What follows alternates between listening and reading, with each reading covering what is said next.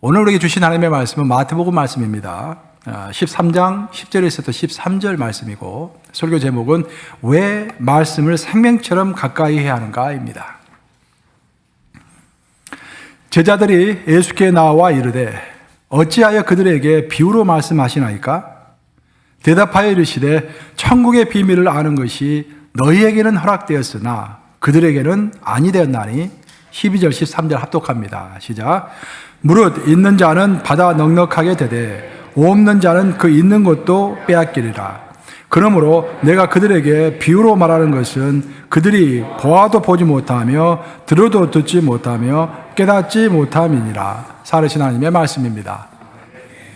오늘 2023년 새 1월달 마지막 1월 주일입니다. 그래서 오늘까지 2023년을 우리가 어떻게 대비하고 살아가야 할 것인지 그 시리즈 설교 비슷하게 해왔는데, 오늘 마지막 부분이 될 수 있겠습니다. 오늘은 말씀에 관한 것을 함께 나누면서 은혜를 나누고자 합니다. 헐버트 버터필드라고 하는 우리 감육의 평신도 설교자이며 또 영국 캠브리지 대학교의 그 저명한 역사학자로서 우리 기독교 역사에 큰 족적을 남긴 인물이 있습니다. 이분은 1900년도에 태어나서 1979년도까지 살다가 별세하셨습니다. 79세로 생을 마감하셨습니다. 그분은 특별히 크리스천 리얼리즘이라고 하는 기독교 현실주의자라고 하는 그런 이제 테마를 붙들고서 평생 연구를 하고, 그 테마에 관해서는 미국에서는 라이놀드 니버, 그러니까 미국에서 현대 신학자 중에서 단 한 명 꼽아라 한다면 미국 최고의 신학자는 아마 라이놀드 니버라고 할 것입니다. 그 사람이 연구했던 분야가 이제 크리스천 리얼리즘, 기독교 현실주의자, 이제 연구의 대가였다고 한다면 그 쌍벽을 이룬 사람이 버터필드였습니다. 이 버터필드가 젊은 시절에 평신도 이제 설교자였기 때문에 한 번은 영국 시골교회에서 초청을 받아가지고 집회를 인도하러 갔습니다. 오늘날에야 우리가 이제 부흥 집회를 하면 보통 2박 3일 이렇게 그렇게 집회를 인도하는데, 웨슬리가 살았을 당시에 영국에서는 텐트 리바이벌이라고 했죠. 텐트를 치면서 사람들이 거기서 밥을 해 먹으면서 보통 2주 내지 3주를 이렇게 부흥 집회를 합니다. 그래서 한 번 시작하면 일주일 이상을 가는 거예요. 꽤 오랜 기간 이제 부흥 집회를 인도하는 것입니다. 근데 버터필드가 그 시골에 갔더니 그 시골 교회에서는 런던에서 큰 손님이 오셨다고 그래가지고 교인들이 회의를 했습니다. 이분을 어디에다 모실 것이냐. 그래서 신청자를 받았는데 어떤 노부부가 손을 크게 들어가지고 꼭 우리 집서 모시고 싶습니다. 그렇게 해가지고 그 노부부 집에 가서 머물게 되었습니다. 근데 문제는 그 노부부가 나이가 연세가 좀 지극히 드셔가지고 요리하는 것이 아무래도 좀 힘들어 하셨습니다. 그 집 정동 상태가 깨끗하지 못했습니다. 그래서 교회 지도자들이 그 모습을 보고서 이거 안 되겠다. 좀 노부부한테는 섭섭할 수 있겠지만 강사를 좀 좋은 곳에 모셔야겠다라고 생각을 해가지고 다른 집으로 선정을 하고 노부부에게 이제 상의를 해가지고 아무래도 강사님을 좀 더 이제 편안한 곳에 모셔야겠습니다. 좀 집도 크고 좀 이렇게 젊은 사람 집으로 모셔야겠습니다. 해가지고 그쪽으로 옮기게 된 거예요. 그래서 교회 지도자들이 이제 버터필드에게 통보를 합니다. 장소를 옮기게 되었으니 짐을 싸세요. 그래서 버터필드가 그 말을 듣고 이제 짐을 싸겠습니다 하고 짐을 열심히 싸고 있었는데 그 중에 성령께서 성경 구절 하나를 마음속에 딱 얹혀주셨습니다. 그게 바로 누가복음 10장 7절 말씀인데 한번 같이 읽어보겠습니다. 뭐라 했는지 읽습니다. 시작. 그 집에 유하며 주는 것을 먹고 마시라. 일꾼이 그 싹을 받는 것이 마땅하니라. 이 집에서 저 집으로 옮기지 말라. 성령께서 말씀하시는 거예요. 특별히 성경 말씀을 가지고, 자기가 익히 알고 있었던 성경 말씀을 가지고 이 집에서 저 집으로 자꾸 옮기지 말라라고 말씀하시는 것입니다. 버터필드가 그 말을 듣고 뭔가가 있구나. 이게 분명히 성령께서 나에게 얹혀주시는 말씀이다. 그리고 그 말을 믿고서 짐을 싸는 것을 다시 다 풀었습니다. 그리고 교회 지도자들에게 연락을 했어요. 아무래도 내가 이곳에서 계속 머무러야 할 것 같습니다. 좀 불편하긴 하지만 내가 집회 끝나는 동안에 여기서 머물면서 집회를 인도하겠습니다 라고 통보를 했어요. 그런데 놀랍게도 바로 그 다음 날 이분이 원래 옮기기로 했던 바로 그 집에서 장티푸스가 발생한 것입니다. 그래서 그 집이 한 달 내내 이제 통행 금지 지역으로 지정이 돼가지고 만약에 그 박사님이 그쪽으로 가셨다면 큰일 날 뻔했죠. 그 큰 경험을 하고서 말씀으로 인도하시는 그 역사를 체험한 버터필드는 그의 그 관점이 바뀌었다고 고백을 하고 있습니다. 관점, 뷰포인트. 그러니까 우리 학자들에게 있어서 가장 중요한 것은 우리 인생도 마찬가지죠. 내가 바라보는 관점이 중요한 것이죠. 버터필드는 그때부터 시작해서 죽을 때까지 평생 하나님 중심의 역사관을 가지고 역사를 연구했던 사람이 된 것입니다. 그리고 버터필드가 나중에 그 유명한 말을 했습니다. 하나님의 절대 주권을 무시하고 마치 자신이 절대자인 것처럼 행동하는 사람에게 하늘은 역사의 가장 비통한 징벌을 내리신다라는 놀라운 이야기를 했습니다. 작년 2022년에 하반기에 들어서 가지고 러시아가 나토 국가들에게 가스를 팔지 않겠다 해가지고 유럽 국가들이 크게 흔들린 적이 있죠. 나토라는 것은 군사동맹체죠. 유럽에 있는 나라들이 군사적으로 하나로 뭉쳐있는 것입니다. 근데 러시아가 이제 우크라이나하고 전쟁을 하면서 자꾸 나토가 이제 우크라이나를 도우니까 화가 나가지고 가스를 팔지 않겠다라고 그렇게 된 거예요. 그래서 이제 겨울이 다가오는데 가스가 없으면 어떡하나 이제 난리가 난 것입니다. 근데 그때 놀랍게도 이스라엘이 나서가지고 걱정하지 말아라. 우리가 가스를 공급해 주겠다라고 해가지고 또 크게 화제가 된 적이 있어요. 보통 우리가 이스라엘이라고 생각하면 이스라엘에서는 가스도 나지 않고 석유도 나지 않는 걸로 알고 있습니다. 하지만 실은 그렇지 않아요. 이스라엘이 석유가 어마어마하게 많이 매장되어 있습니다. 그리고 가스도 많이 나오고 있어요. 이스라엘은 1948년도 5월 달에 나라가 건국을 했죠. 그 전에는 나라가 없었습니다. 1948년도 5월 달에 나라가 시작을 했는데 이스라엘이라는 나라가 시작하면서 그들이 가장 고민했던 것 중에 하나가 바로 에너지 문제 해결이었습니다. 왜냐하면 그 근방에는 산유국들이 많이 있죠. 사우디아라비아, 아랍에미레이트, 석유들이 굉장히 많이 나는 나라들인데 그 나라들이 이스라엘은 우리의 적국이다라고 해가지고 이스라엘에다가는 석유와 가스를 팔지 않겠다라고 선포를 한 거예요. 그래서 이스라엘이 우리가 큰일 났구나. 그러면 이 석유를 어떻게 공급해야 하나? 당장에 이제 석유가 필요하고 가스가 필요한데. 그래가지고 석유를 찾기 위해서 1950년도부터 대대적으로 이스라엘 전체를 이렇게 탐사를 했습니다. 석유가 날 만한 곳, 그러니까 사우디아라비아와 가까운 곳, 그 근방을 중심으로 해가지고 많이 탐사 작업을 했음에도 불구하고 석유를 전혀 찾지 못했습니다. 그래서 포기한 상태에 있었어요. 그래서 상당히 어려운 상태에 있었는데 그때 한 청년이 의문을 품기 시작한 것입니다. 아니 가나안 땅은 분명히 하나님이 축복하신 땅이라고 했는데 옆에 있는 나라들에서는 다 그렇게 많은 석유가 나고 가스가 나는데 왜 이 땅에서는 석유와 가스가 나지 않겠는가? 분명히 여기에도 하나님께서 석유와 가스를 묻어두었을 것이다 라고 생각하기 시작한 것입니다. 그 청년의 이름이 토비아 루스킨, 지금 현재 기보트 올람이라고 하는 석유 탐사 회사의 CEO입니다. CEO. 이 사람이 원래는 이제 러시아 태생의 유태인이었어요. 그래가지고 러시아에서 지구 물리학을 공부하고 이제 세계적인 유수의 그 석유 회사들에 들어가가지고 석유 탐사 같은 것을 많이 했던 사람입니다. 그래서 그 분야를 잘 알고 있죠. 근데 이스라엘에서도 어딘가에 석유가 묻혀 있을 것 같은데 전혀 찾지를 못하고 있는 거예요. 그럼 어디에 석유가 묻혀 있을까? 분명히 하나님은 이 땅을 축복하셨는데 라고 생각하면서 그러면은 이 문제를 성경을 가지고 한번 해결해 보자 라고 결심을 한 거예요. 지구 물리학을 전공한 프로페셔널이 자기 전공 분야의 문제를 다른 곳이 아니라 성경에서 찾고자 했다는 것이 좀 놀랍지 않습니까? 그래서 이 사람이 창세기 1장 1절부터 자세하게 읽어 내려간 거예요. 어떤 힌트를 얻기 위해서.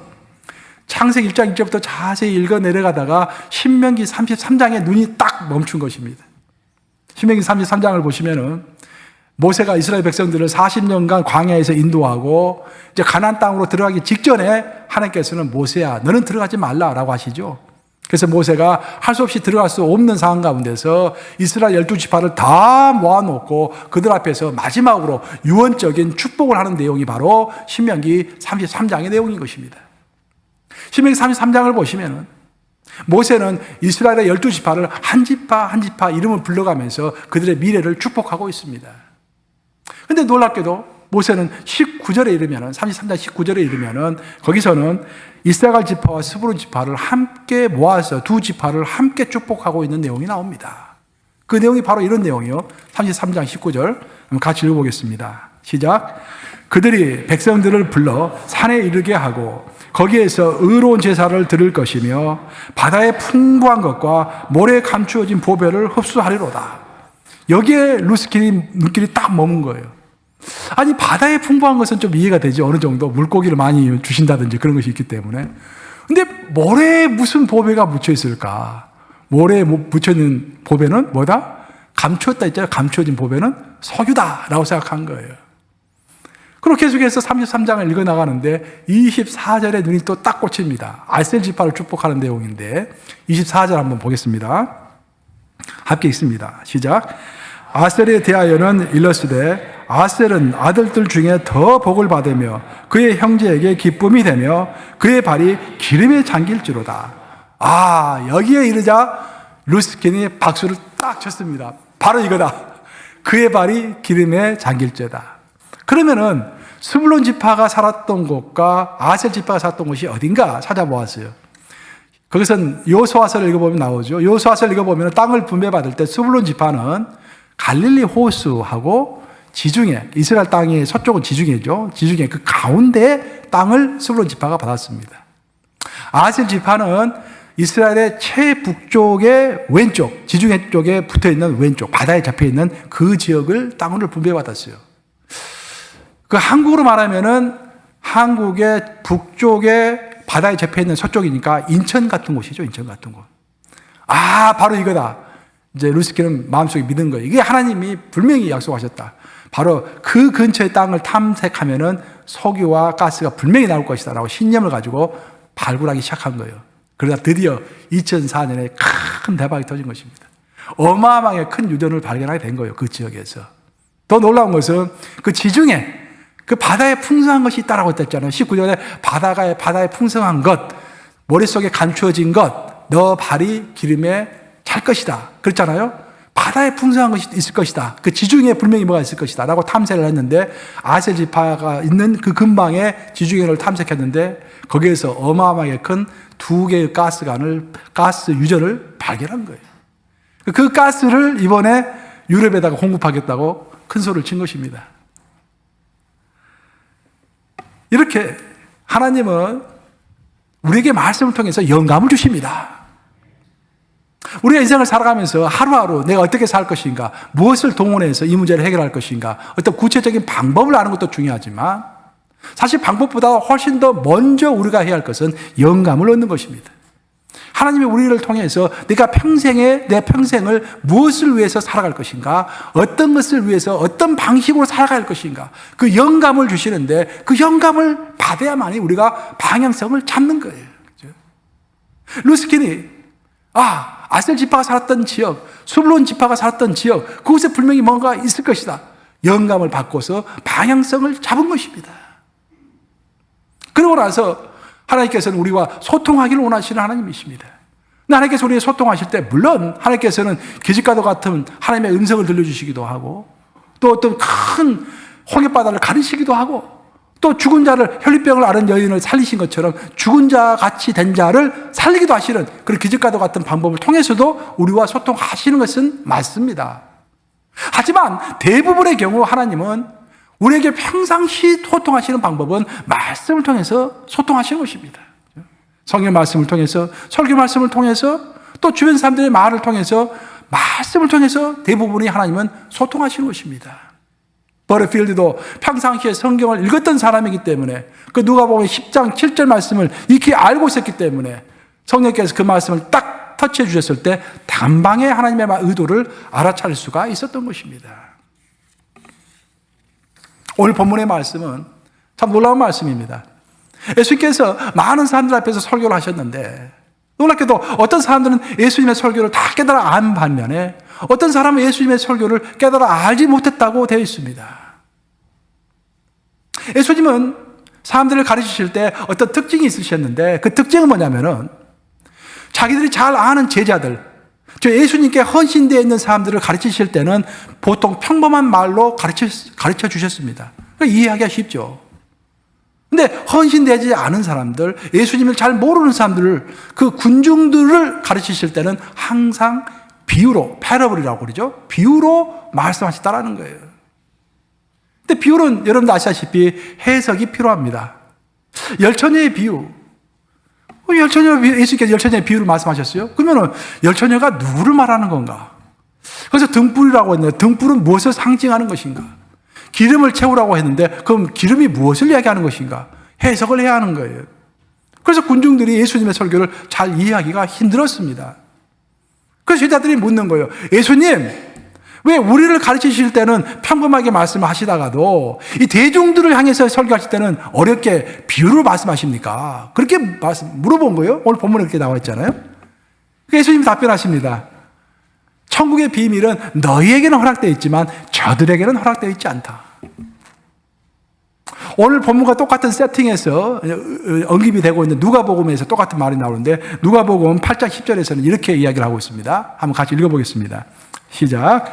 이르시되 하나님 나라의 비밀을 아는 것이 너희에게는 허락되었으나 다른 사람에게는 비유로 하나니 이는 그들로 보아도 보지 못하고 들어도 깨닫지 못하게 하려 함이라 라고 되어 있습니다. 놀랍습니다. 허락이라는 단어가 중요해요. 하나님께서 우리 예수님께서 설교를 통해서 제자 훈련을 통해서 어떤 가르침을 주시는데 그 예수님의 가르침을 어떤 사람은 이해하는 것이 예수님의 말씀을 이해하는 것이 허락되었지만 어떤 사람에게는 예수님이 고의로 그 사람이 예수님의 말씀을 깨달아 알지 못하게 하셨다라는 그런 말씀입니다. 좀 불공평하지 않아요? 다 같이 앉아가지고 예수님의 말씀을 듣고 다 깨닫고자 하는데 왜 어떤 사람에게는 고의로 예수님이 깨닫지 못하도록 하셨을까? 왜 그랬을까? 거기에 대한 답변도 예수님이 하셨습니다.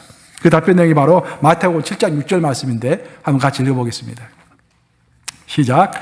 거룩한 것을 개에게 주지 말며 너희 진주를 돼지 앞에 던지지 말라. 그들이 그것을 발로 밟고 돌이켜 너희를 찢어 상하게 할까 염려하라. 이 말씀을 통해서 예수님께서는 아주 적나라하게 말씀하십니다. 좀 우리가 설교단에서 이렇게 말하기가 좀 어려울 정도로 개와 돼지라고 말씀하세요. 군중들을 개와 돼지라고 말씀하십니다. 그 개와 돼지의 특징이 뭡니까? 여기서 말씀하시는 개와 돼지의 특징은 귀한 것을 귀한 것으로 알지 못하는 사람을 개와 돼지라고 설명하고 있습니다. 이 사람에게 개와 돼지에게 있어서 귀중한 것은 진리의 말씀이 중요한 것이 아니라 먹고 사는 것, 먹고 즐기는 것, 먹고 마시고 쉬고 누리는 것, 그것을 중요하게 여길 뿐이다라는 거예요. 예수님께서는 많은 사람을 모아놓고 오병이어의 기적을 행하셨습니다. 그래서 많은 사람들이 예수님께서 주시는 프리런치, 그러니까 공짜 점심을 같이 먹은 거예요. 그거 한번 먹고서 그 다음부터는 계속 예수님을 쫓아다녔습니다. 예수님이 어디 계시는가? 그 다음 날도 자기 집으로 돌아가지 않고 들판에서 잠을 자면서 계속 예수님을 쫓았다라고 성경은 이야기합니다. 자기를 자꾸 쫓아오는 그 군중을 보고 예수님께서 말씀하시죠. 이제는 더 이상 너에게 떡을 줄 수가 없다. 내가 너에게 주기로 원하는 것은 생명의 떡이다. 내 몸과 내 살을 먹고 마시라. 그것이 너에게 유익하니라 라고 말씀하시죠. 근데 군중들이 뭐라 합니까? 우리는 그런 거 복잡한 거 싫다네. 너 뭐 살을 먹고 피를 마시고 생명의 떡이고 그거 너무 복잡하다라는 거예요. 그거 말고 빨리 빵을 내놔라. 예수님한테 그렇게 말씀하시죠. 예수님이 뭐라 하십니까? 더 이상 내가 너에게 줄 빵은 없다. 오직 내가 너의 살과 내 피를 먹고 마셔야 한다는 말을 또 하죠. 그냥 군중이 단 한 명도 남김없이 예수님을 다 떠났다고 되어 있죠. 수만 명의 군중이 모였다가 단 한 명도 남지 않고 다 떠났습니다. 예수님의 주위에 끝까지 남아있었던 사람은 몇 명? 12명만 남아있었죠. 그때 예수님이 12명의 고개를 돌리면서 뭘 하셨습니까? 너희도 가려느냐? 라고 물어보죠. 예수님은 귀한 것. 우리 예수님으로부터 얻을 수 있는 가장 귀한 것은 진리입니다. 진리. 그 진리를 통해서 우리가 영생을 얻는 것이고 그 진리를 통해서 영감을 얻고서 방향성을 얻는 것이고 그 진리를 통해서 우리가 천국의 확신을 갖고 천국에 들어가는 것입니다. 그것이 가장 귀한 거예요. 근데 그 군중들은 그 귀한 것이 아니라 그 예수를 통해서 예수 자체가 귀한 것인데 예수를 통해서 나오는 것을 바라고 원했던 것입니다. 먹고 마시고 건강하고 누리고 하는 것들을. 예수님은 그것을 잘 아셨기 때문에 그들을 개와 돼지라고 말씀하시면서 그렇기 때문에 그들에게는 내가 비유로만 말한다라고 이야기하시는 거예요. 그러니까 왜 예수님께서 그들에게 비유로 말씀하시는 것일까? 비유는 생각을 하게 만들기 때문입니다. 아까 제가 열천의 비유를 이야기했잖아요. 과연 예수님의 말씀이 무슨 뜻일까? 왜 이 말씀하셨을까? 내 삶에는 어떻게 적용해야 할까? 자꾸 생각해야 하는 거예요. 시간과 에너지를 쏟아가면서 묵상을 해야 하는 것입니다. 바로 예수님께서는 그 길을 사모하는 마음으로 묵상하는 사람에게는 천국을 허락하는 것이고, 그냥 듣고서 놓쳐버리는 사람들, 또 예수님의 핵심을 놓쳐버리는 사람들에게는 천국을 허락하지 아니하신다라는 의미에서 오늘 놀라운 말씀을 우리에게 해주고 있는 것입니다. 여호수아는 이런 소리를 했죠. 우리가 어떤 행동을 하기 위해서는 반드시 두 개의 단계를 거쳐야 한다. 그 다음에 우리가 행동을 할 수 있다라는 그런 말을 했습니다. 그게 여호수아 1장 8절 말씀이세요. 우리 익히 알고 있는 여호수아 1장 8절 말씀을 같이 읽어보겠습니다. 시작. 이 율법책을 내 입에서 떠나지 말게 하며 주야로 그것을 묵상하여 그 안에 기록한 대로 다 지켜 행하라. 그리하면 내 길이 평탄하게 될 것이며 내가 형통하리라. 이 율법책을 내 입에서 떠나지 말게 하며, 내 입에서 떠나지 말게 한다는 것은 성경을 꾸준히 읽으라 그런 말입니다. 여기서 여러분들 조심하셔야 할 것은 뭐냐면은, 오늘날 우리 개신교도들은 성경을 읽는다라고 했을 때 보통 뭘로 읽습니까? 우리 눈으로 읽죠, 눈으로 이렇게. 근데 이스라엘 사람들은 절대 눈으로 성경을 읽지 않습니다. 여러분 공항에서 유태인들 가끔 보시죠. 공항에 있는 유태인들이 뭐 모자 쓰고 망토 입고 성경을 읽잖아요. 구약 성경을 읽잖아요. 어떻게 합니까? 알랄랄랄랄랄라 이렇게 하죠. 입으로 읽는 거예요, 입으로. 이스라엘은 항상 입으로 읽어요. 왜 그렇습니까? 입으로 읽으면, 말씀을 읽으면은 가장 먼저 내 귀가 그 말을 듣고, 내 영혼이 그 말을 듣고, 천사가 그 말을 듣고, 사탄이 그 말을 듣고 물러가는 것입니다. 그렇죠? 소리는 굉장히 중요한 거예요. 소리는 영계와 현계를 연결하는 통로입니다. 그래서 이사야 같은 그 위대한 말씀 읽을 때는요, 크게 소리내서 읽어야 돼요. 그 영이 막 나에게 막 쏟아져 들어오는 거예요. 예. 대단한 말씀. 읽는 것들이 그렇게 중요합니다. 기도할 때도 소리내서 하는 기도가 얼마나 중요한지 몰라요. 침묵 기도는 박사과정에 있는, 영적인 박사과정에 있는 사람들이 침묵 기도 하는 것이고, 시작하는 사람들은 소리내야 돼. 소리내서 발성해서 기도하는 방법을 먼저 익힌 다음에, 그 다음에 침묵 기도를 하는 거예요. 그래서 다시 여호수아 1장 8절 말씀 한번 띄워보세요. 보시면 이렇게 되어 있어요. 이 율법책을 내 입에서 떠나지 말게 하며, 이 말은 항상 읽으라 그런 말이에요, 성경을. 그 다음에 주야로 그것을 묵상하며. 자, 읽는 것은 우리가 앉아가지고 바쁘기 때문에 15분, 20분 이렇게 뭐 길게는 1시간, 2시간 성경 말씀 읽을 수 있어요. 하지만 그 다음에는 우리가 설거지도 해야 되고, 직장 가서 일도 해야 되고, 컴퓨터도 쳐야 되고, 그쪽 운전도 해야 되고, 그때 묵상하라 그런 말이에요. 어떻게? 주야로. 여호수아는 말을 타고서 싸우는 장군이었죠, 장군. 여호수아도 장군으로 싸우는 그 바쁜 와중에서도 하루에 1시간씩 뭐 30분씩 성경책을 읽었을 것입니다. 그 성경책을 읽고서 그 영감을 받은 말씀을 딱 마음속에 기억하고서 말 타고 싸우는, 하루 종일 싸우면서 그 말씀을 의지하면서 그 말씀을 기억하면서 그 말씀을 묵상하면서 싸웠던 거예요. 그게 묵상하라는 거예요.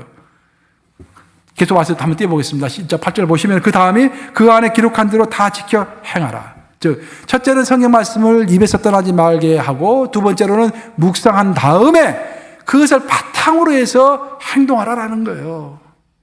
그렇게 행동하면은 내 길이 평탄할 것이라 내가 형통할 것이다. 우리가 진짜 바라는 게 뭐예요? 우리가 형통하기를 원하잖아요. 내 길이 평탄하기를 원하잖아요. 근데 왜 내 길이 평탄하지 않을까? 왜 내가 형통하지 않을까? 그것은 너무 서둘러서 행동하기 때문입니다. 하나님은 이렇게 우리에게 말씀하시잖아요. 너희는 내 앞에서 잠잠하라. 그죠? 잠잠하라. 세상에서는 빠르게 많은 일을 하는 사람이 효과적인 사람이고 생산성이 높은 사람이고 성공할 확률이 높은 사람입니다. 그건 세상의 방식이에요. 근데 성경의 방식은 정반대입니다. 성경의 방식은 멈춰있는 사람이 승리자이고 멈춰있는 사람이 고단수자입니다. 세상에서는 생산성을 따지죠. 그 생산성은 얼마나 많이 기계를 돌리느냐, 짧은 시간 내에 얼마나 많은 기계를 돌려가지고 얼마나 많은 물건을 만들어내느냐, 거기에 달려있는 거예요. 하지만 영적인 세계는 정반대입니다. 멈추는 시간이 많아질수록 우리가 영적인 생산성이 더 높아지는 거예요. 말씀을 읽기 위해서 나를 멈추고, 묵상하기 위해서 내가 멈추고, 기도하기 위해서 내가 멈출수록 내 생산성은, 영적인 생산성은 더 높아지는 것입니다. 우리가 말씀을 묵상해야 한다라고 했을 때 말씀 묵상을 우리가 묵상해야 할 말씀이 무엇이냐? 칼바르트는 그런 이야기를 했어요. 제가 이제 가끔씩 칼바르트 이야기를 하는데, 칼바르트 너무 중요한 신학자이기 때문에 제가 이야기하는 거예요.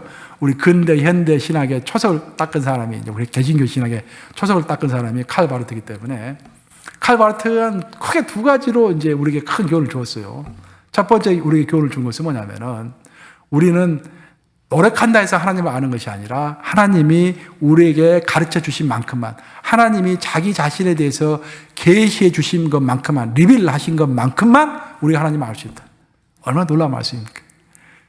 칼바르트 전에는 우리가 예수님을 알려고, 하나님을 알려고, 성령을 알려고 성경을 들이들이 파고 기도하고 그러면 우리가 더 많이 하나님을 알 수 있다고 생각했어요.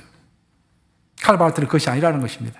하나님의 의도에서 자신에 대해서 우리에게 가르쳐 주신 만큼만 우리가 하나님을 이해할 수 있다는 거예요. 우리의 생각의 관점을 완전히 바꿔버리는 거예요.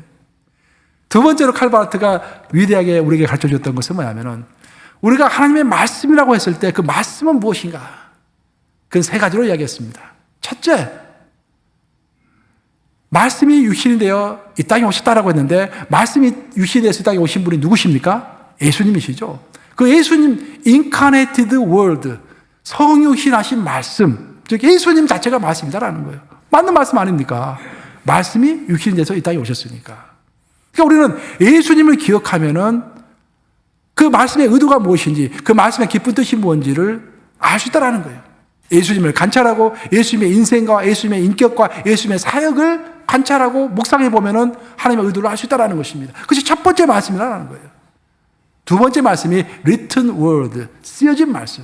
모세를 통해서 하나님께서는 율법을 주시고 그것을 책에 기록하라고, 돌판에 기록하라고 했죠. 그리고 사도들을 통해서 하나님께서는 기록함으로, 종이에 기록함으로 인해서 신약 성경이 생겼죠. 적혀진 말씀, 우리가 말하는 이 성경 말씀을 이야기하는 거예요. 그 세 번째 말씀이 바로 선포된 말씀, preached word. 지금 제가 여러분들에게 말씀을 선포하고 있지 않습니까? 하나님께서 특별한 사람을 선택하셔가지고 영감을 주셔서 하나님의 말씀을 대언하게 하시는 것입니다. 대언하게 하시되 시대에 맞는 말씀으로 대언하게 하시는 거예요. 만약 설교자가 성경만 그대로 여러분들에게 외친다고 한다면 설교가 필요 없을 것입니다. 설교는 왜 필요한가? 설교는 성경 2000년 전에 쓰여진 글이지만 2000년 전에 쓰여질 때 그 원리는 그대로 2000년 전이나 지금이나 프린서플, 원리는 똑같이 있지만 그 컨텍스트, 그 상황은 2000년 전 상황과 오늘의 상황이 다르잖아요. 그래서 2000년 전에 쓰여졌던 성경 말씀의 그 원리를 붙잡고서 2023년의 현실에 어떻게 그 원리를 적용할 것인가를 가르쳐 주는 것이 바로 설교인 것입니다.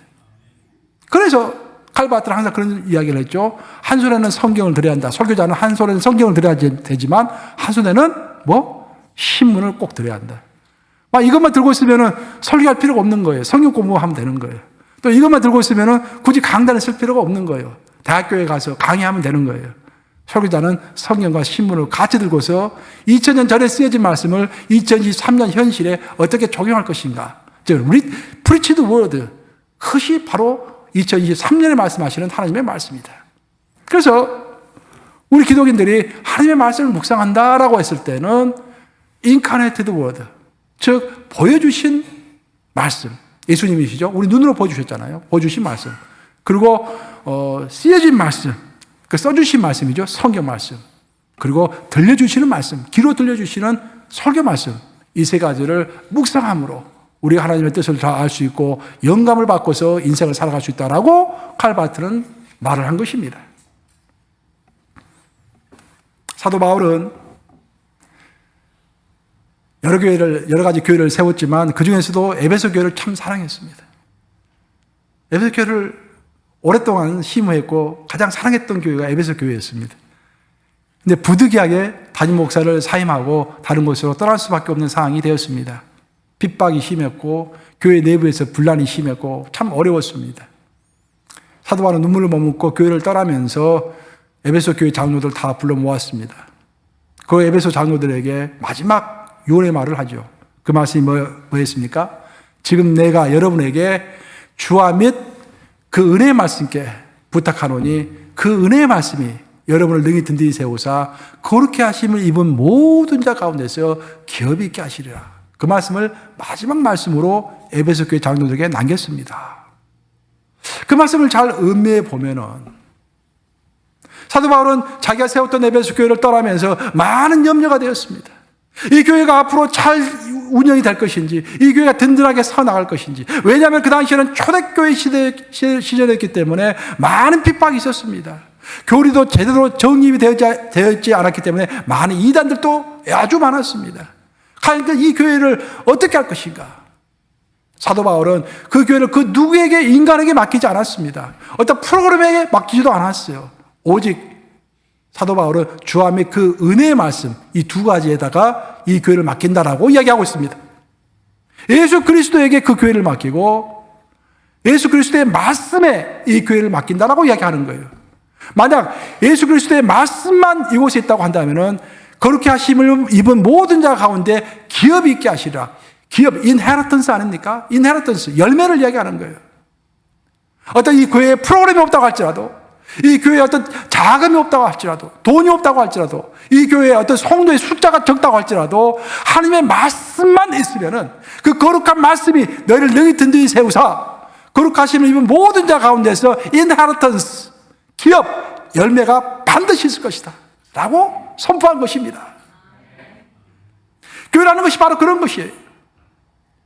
우리가 교회를 떠나면서 또 교회를 이렇게 함께 세워나가면서 무엇을 세워나갈 것 같습니까, 여러분? 성도가 많이 모여야 할 것 같습니까? 교회에 예산이 풍성히 할 것 같습니까? 예산이 떨어지면 우리가 많이 고민을 해야 합니까? 아니라는 거예요, 사도 바울은. 오로지 그 교회가 현재 성도의 가운데 하나님의 말씀이 얼마나 풍성한가? 그 말씀만 풍성하면은 고민할 것이 아무것도 없다는 것입니다. 현재의 말씀이 풍성하면은 언젠가는 그 말씀이 스스로 열매를 맺어서 기업이 있게 하시리라. 기업이 있게 하시리라.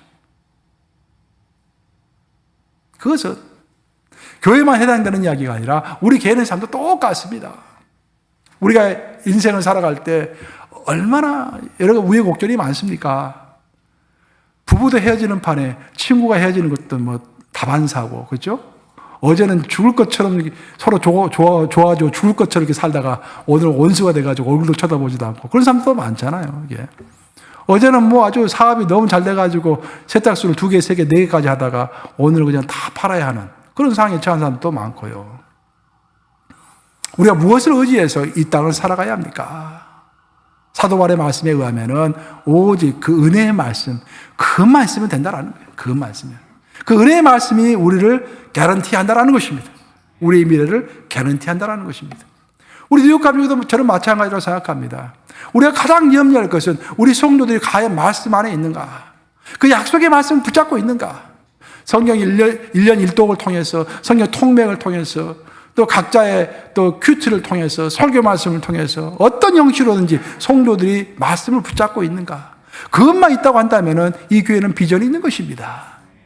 하지만 이 교회가 아무리 풍성하다고 할지라도 돈이 많고 건물이 많고 성도 수가 많고 한다 할지라도 정말 그 은혜의 말씀에 기초가 단단히 서 있지 않으면 언젠가는 언제 그런다는 듯이 모든 것이 일시적으로 흩어질 수가 있다, 그런 말입니다.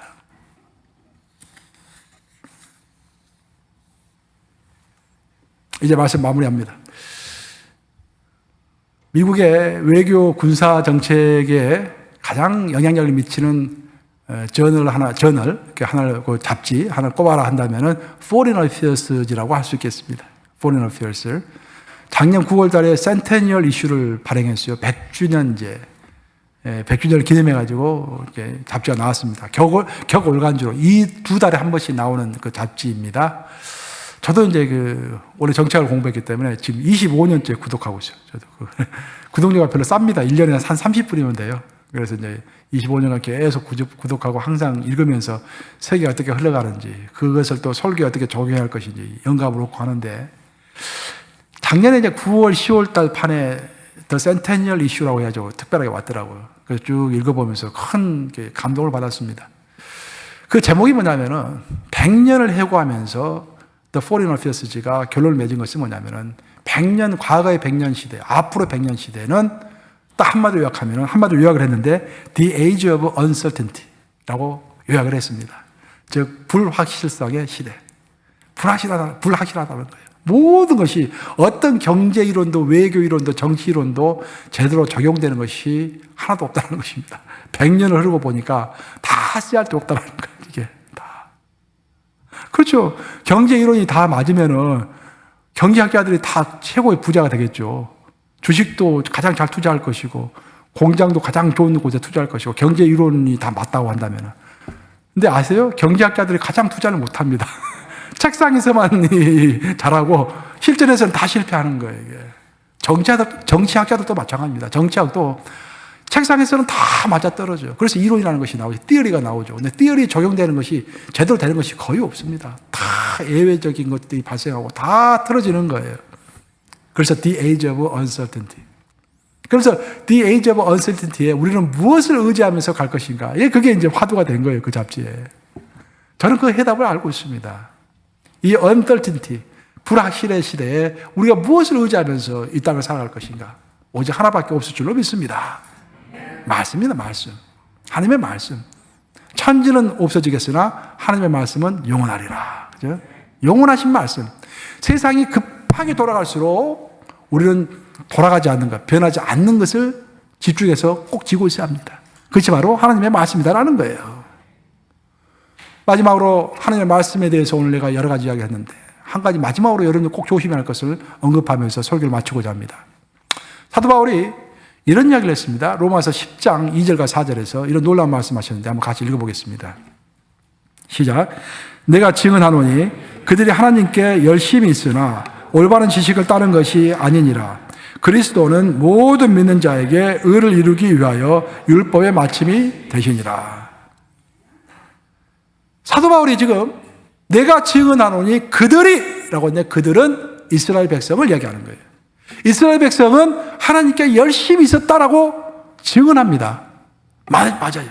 유대인들이 하나님의 율법을 바꿔서 율법을 지키기 위하여 몸과 마음과 정성을 다 들여서 열심히 신앙생활을 했습니다.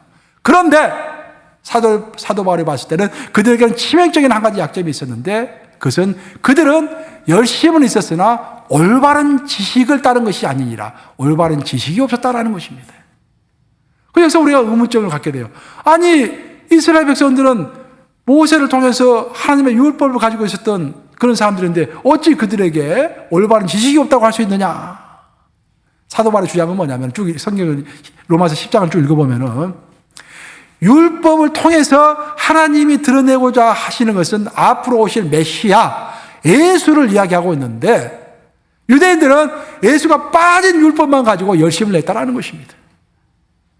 모든 율법의 마침은 예수 그리스도 신이라 라고 사도 바울이 선포했죠. 로마서 10장에서. 모든 율법의 마침, 모든 율법의 완성은 예수인데 그 예수가 빠진 열심을 가지고 열정을 냈기 때문에 이스라엘 백성들이 잘못됐다라고 이야기하고 있는 것입니다. 구원받지 못했다라고 이야기하는 것입니다. 그런데 과연 이것이 2000년 전에 있었던 이스라엘 백성들의 만의 문제일까요? 아니면 우리의 문제일까요?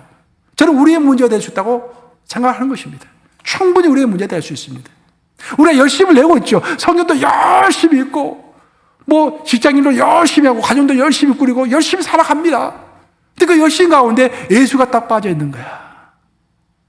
이 사람이 성경을 열심히 읽는다고 하는데 예수의 향기가 드러나지 않는 거예요. 예수를 잘 모르는 것입니다. 말은 많이 하는데 성경에 관한 말도 많이 하고 신앙에 관한 말을 많이 하는데 그가 사용하는 단어 가운데서 예수라는 단어가 거의 나오질 않는 거예요.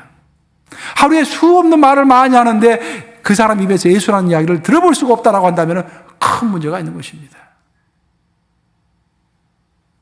미국의 복음주의자들의 아버지라고 보통 이렇게 선생이라고 보통 이야기하는 리처드 포스터, The Celebration of Discipline 썼죠.